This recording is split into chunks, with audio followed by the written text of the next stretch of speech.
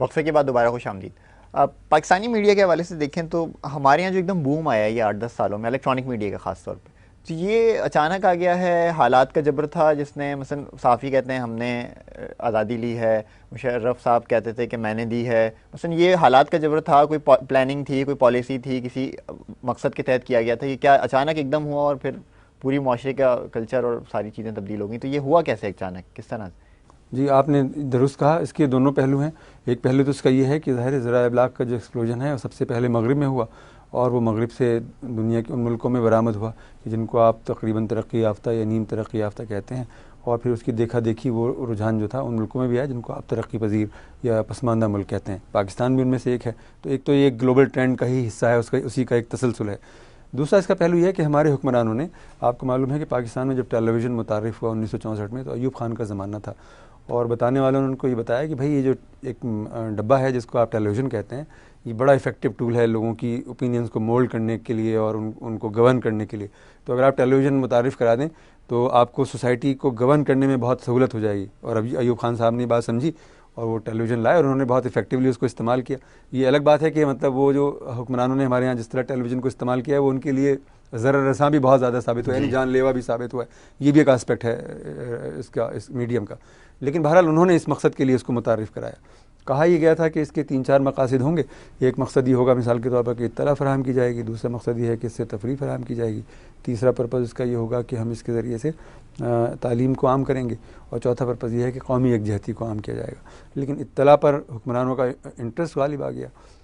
تفریح کا تصور، تفریح ہمارے ہاں ابتدا میں پاکستان ٹیلی ویژن نے بہت اچھی فراہم کی، بہت کوالٹی کی فراہم کی، اور لیکن وہ بھی بہت رفتہ رفتہ، وہ بھی ایک ایک خاص سوسائٹی کے ایک خاص طبقے کی گویا ترجمان اور نمائندہ بن کر رہ گئی.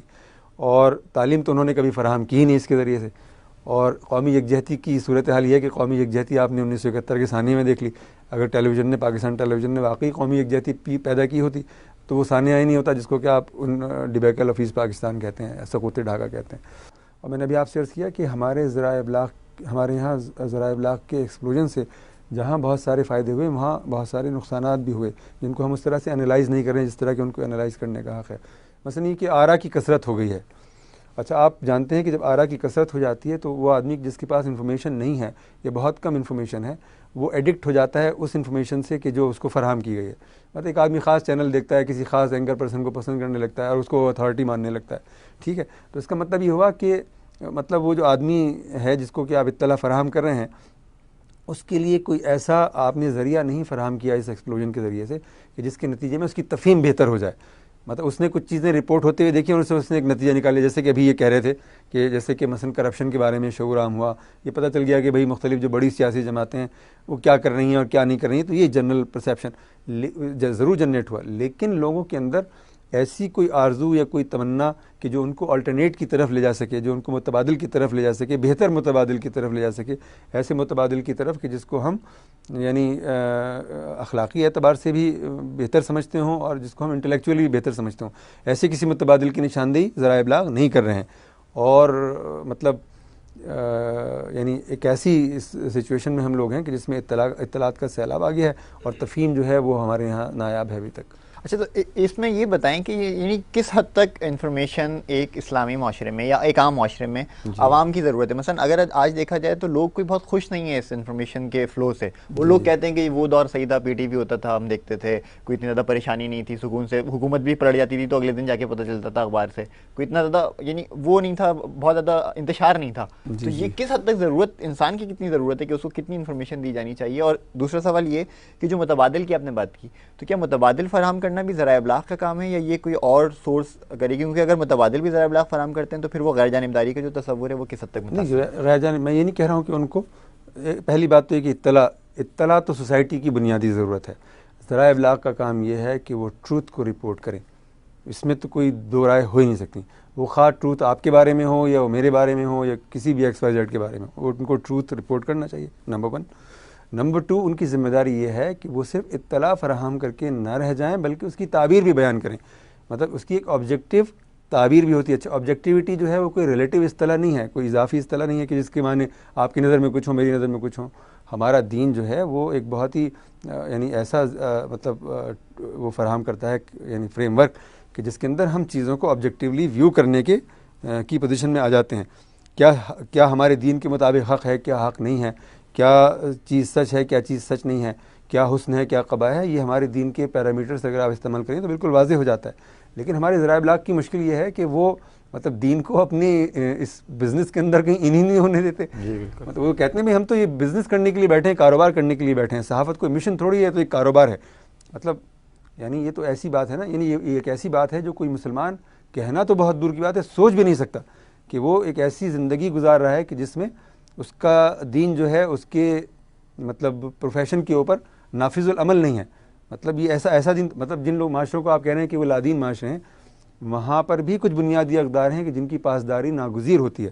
یعنی مثال کے طور پر سوویت یونین, جب تک سوویت روس تھا, جب تک کہ وہ کمیونسٹ فریم ورک کے اندر آپریٹ کرنے والا ملک تھا, وہاں سوچا نہیں جا سکتا تھا کہ ذرائع ابلاغ مارکسزم کے فنڈامنٹلز کو نظر انداز کر کے کوئی بات رپورٹ کریں گے یا کوئی بات سمجھائیں گے اپنی سوسائٹی کو. سوچا جا سکتا تھا کیا امریکہ میں, برطانیہ میں سوچا جا سکتا ہے کہ ان کا جو بھی ایک سیکولر یا لبرل ڈیموکریسی کا فریم ہے اس سے باہر نکل کر کوئی چیز رپورٹ کی جا سکتی ہے, بیان کی جا سکتی ہے. یعنی جو کچھ بھی ہوگا اطلاع بھی اسی فریم ورک کے اندر ہوگی اور تفہیم بھی اسی فریم ورک کے اندر ہوگی. لیکن پاکستان میں لوگ یہ کہتے ہیں کہ صاحب ہم تو یہاں پر یہ نہیں کر سکتے. ارے بھائی کیوں نہیں کر سکتے آپ؟ یہ کتنی عجیب و غریب بات ہے کہ آپ یہ کہتے ہیں کہ صاحب ہمارا کوئی ویو نہیں ہے. کیوں نہیں ہے آپ کا ویو؟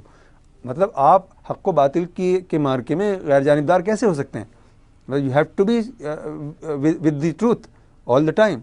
تو یہ جو بات ہے, تو اگر آپ اس کو اپنا ویو پوائنٹ بنا لیں تو میں سمجھتا ہوں کہ اس کے اندر وہ گنجائش موجود ہے کہ جب آپ سوسائٹی کے تمام سیگمنٹس کو کرٹیسائز کر سکتے ہیں اور آپ ایک ایسی اوپینین سوسائٹی کے اندر پیدا کر سکتے ہیں کہ جو آپ کے دین کے تقاضوں کے مطابق ہوگی اور جو آپ کے لیے دنیا میں بھی خیر کا باعث ہوگی اور آخرت میں بھی خیر کا باعث ہوگی آپ کے لیے.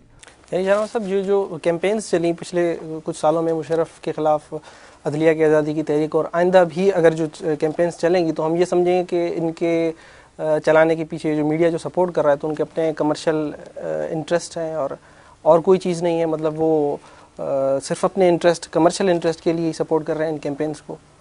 جی, اب جیسے آپ بات کریں نا, جیسے لائرس کی موومنٹ ہے, تو اس کے بارے میں مطلب ایک اوپینین تو وہ ہے کہ جو عام اوپینین ہے, لیکن اس کے سوا بھی ایک اوپینین موجود ہے. اس کے سوا یہ اوپینین موجود ہے کہ ہماری جو تاریخ ہے اس میں ہم نے ہمیشہ یہ دیکھا کہ ایک بعض مواقع پر جو حکمران وقت ہوتا ہے, مثلا جیسے کہ ایوب خان کے زمانے میں آپ نے دیکھا کہ ایوب خان جو تھے انہوں نے 10 سال تک بہت اطمینان کے ساتھ ملک پر حکمرانی کی. لیکن پھر ایک ایسا وقت آیا کہ جب خود فوجی اسٹیبلشمنٹ کے اندر 2 اوپینینس ہو گئی ان کے بارے میں. ایک طبقہ وہ تھا جو ان کے ساتھ تھا اور ایک طبقہ وہ تھا جو ان کے خلاف ہو گیا. اس اسپلٹ نے ایوب خان کو اقتدار چھوڑنے پر مجبور کر دیا. صحیح ہے. تو اس پھر ضیاء الحق کے حوالے سے بھی یہ سچویشن کم و بیش شروع میں ہوئی. آپ کو معلوم ہے ضیاء الحق کا حادثہ جن سرکمسٹانسز میں ہوا وہ ممکن ہی نہیں تھا جب تک کہ اسٹیبلشمنٹ اسپلٹ نہ ہو گئی ہو. یعنی ان کا جو طیارہ اڑایا گیا دھماکے سے, تو وہ کام ممکن نہیں تھا جب تک کہ کوئی انسائڈر وہ کام کرنے کے لیے اویلیبل نہ ہوتا. ٹھیک ہے. تو اس کا مطلب یہ ہے کہ اسٹیبلشمنٹ ایک خاص مرحلے پر جا کر کسی بھی سبب سے اسپلٹ ہو جاتی ہے. مشرف کے حوالے سے بھی یہی اوپینین موجود ہے کہ ایک وقت ایسا آیا کہ وہ خود فوج کے لیے بار بن گئے اور اسٹیبلشمنٹ کے جو مطلب وہ ہیں گویا رینک اینڈ فائل, اس میں ان کے خلاف ایک اوپینین بلڈ اپ ہو گئی. چنانچہ وہ موومنٹ لانچ ہوئی کہ جس کو آپ عدلیہ کی آزادی کی مہم سمجھتے ہیں. مطلب ایک پرسپیکٹو ہے, میں یہ نہیں کہہ رہا ہوں کہ یہ صحیح ہوگا, یہ ایک پرسپیکٹو ہے. تو مطلب لوگ یہ سمجھتے ہیں کہ ذرائع ابلاغ نے بھی اگر اس موومنٹ کے اندر کوئی کردار ادا کیا تو وہ اسی پرسپیکٹو میں ہے. مطلب وہ یعنی انڈیپینڈنٹ وہ نہیں ہے, مطلب اسٹانس نہیں ہے, انڈیپینڈنٹ وہ نہیں ہے. مطلب یہ سمجھا جاتا ہے, یہ ہے یا نہیں, میں اس کو نہیں ویریفائی کر سکتا. تو یہ ہے بات. مطلب یہ اوپینین مگر ڈیولپ کیوں ہوئی, اسی لیے ہوئی کہ آپ کے ذرائع ابلاغ نے اپنے تاریخ کے کسی بھی دور کے اندر انڈیپینڈنٹ ہونے کا ثبوت نہیں دیا. یعنی مثال کے طور پر 1971 کا سانحہ ہے, ایسٹ پاکستان آپ سے الگ ہو گیا, آپ کا ملک ٹوٹ گیا, 2 ٹکڑے ہو گیا, آدھا حصہ آپ سے جدا ہو گیا. مطلب اس سے بڑا سانحہ کسی قوم کی زندگی میں, کسی ملک کی زندگی میں کوئی ہو سکتا ہے کہ اس کا ملک آدھا ٹوٹ جائے. آپ کے ذرائع ابلاغ نے اس سچویشن کا کہ جو مشرقی پاکستان میں پائی جا رہی تھی اس کا 2% بھی رپورٹ نہیں کیا. 98% وہ چیزیں رپورٹ کی انہوں نے جو اسٹیبلشمنٹ چاہتی تھی, جو حکمران چاہتے تھے. انہوں نے سرکاری سچ بولا اور اس کا نتیجہ نکلا کہ پورا پاکستان مشرقی پاکستان کے حوالے سے اندھیرے میں رہا. چنانچہ جب ڈھاکہ فال ہوا تو پوری قوم سکتے کے عالم میں تھی اور یہ سوچ رہی تھی کہ یہ کیا ہوا. یعنی بالکل ان کو یقین ہی نہیں آیا تھا کہ یہ واقعہ ہو چکا ہے, کیونکہ جو آپ کے ذرائع ابلاغ تھے وہ تو کچھ اور ہی رپورٹ کر رہے تھے. وہ رپورٹ کر رہے تھے کہ فوج کا کنٹرول ہے اور فوج کے لیے وہاں پر مطلب محبت کے جذبات پائے جاتے ہیں اور مطلب چند لوگ ہیں کہ جو یہ ساری کارروائیاں کر رہے ہیں. ایک چیز یہ بالکل تازہ ترین آپ کے سامنے کی بات ہے. بلوچستان میں کیا ہو رہا ہے؟ بلوچستان سلگ رہا ہے. بلوچستان مگر کتنا رپورٹ ہو رہا ہے؟ کتنے صحافی ہیں کہ جو بلوچستان جا کر بلوچستان کو رپورٹ کر رہے ہیں.